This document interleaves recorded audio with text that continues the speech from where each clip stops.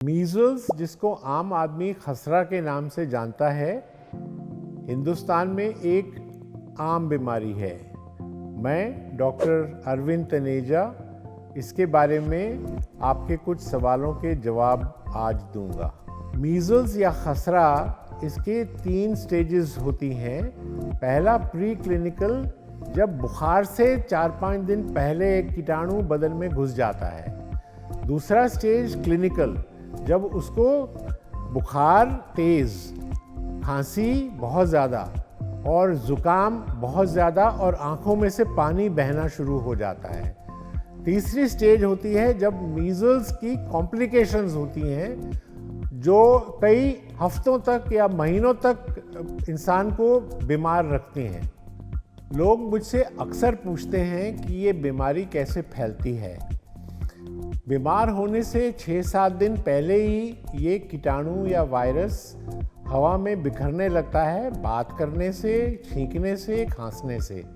अगर आप मेरे आसपास बैठे हैं तो यही कीटाणु आपकी सांस की नाली में भी प्रवेश कर जाता है और आप बीमार पड़ सकते हैं। लोग मुझसे अक्सर पूछते हैं कि इस बीमारी में क्या समस्याएं होती हैं।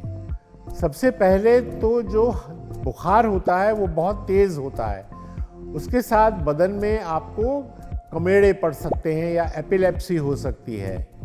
दूसरा, जब खांसी बहुत ज़्यादा हो जाती है तो आपको फेफड़े का निमोनिया हो जाता है। तीसरा, कीटाणु जब कान में चले जाते हैं तो आपका कान का पर्दा फट जाता है और आपको सुनना बंद हो जाता है। चौथा, आपको साइनस हो जाता है जिससे बहुत सिर दर्द होता है।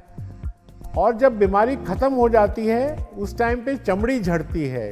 चमड़ी झड़ने के साथ आपका बॉडी में से प्रोटीन की मात्रा बहुत कम हो जाती है और क्योंकि आपकी बीमारी दूसरी बीमारियों से लड़ने की क्षमता कम हो गई है, इसलिए कई बीमारियां जैसे कि टीबी उभर के बाहर आ जाती है। लोग मुझसे अक्सर पूछते हैं कि इस बीमारी के होने की संभावना कितनी है।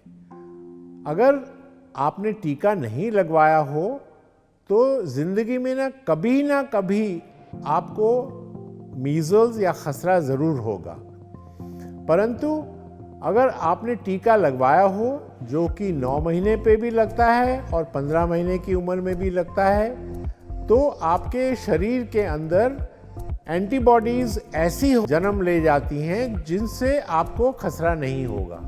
लोग पूछते हैं कि ये बीमारी मीज़ल्स दूसरी बीमारियों से कैसे फ़र्क की जा सकती है।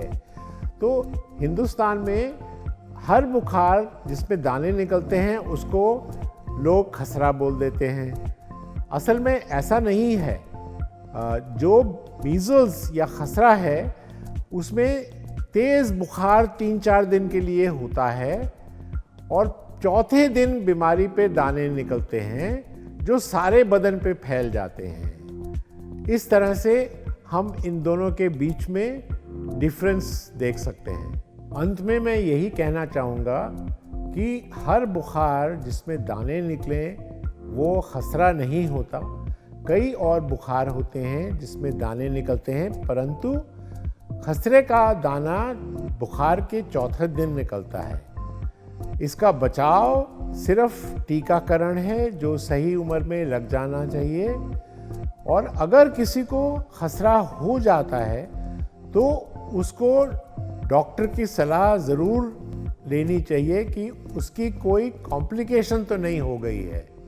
मुझे यकीन है कि इस बातचीत से आपको कुछ फ़ायदा हुआ होगा। अगर आपके मन में कुछ प्रश्न या सवाल हैं तो उसे आप कमेंट बॉक्स में लिख सकते हैं।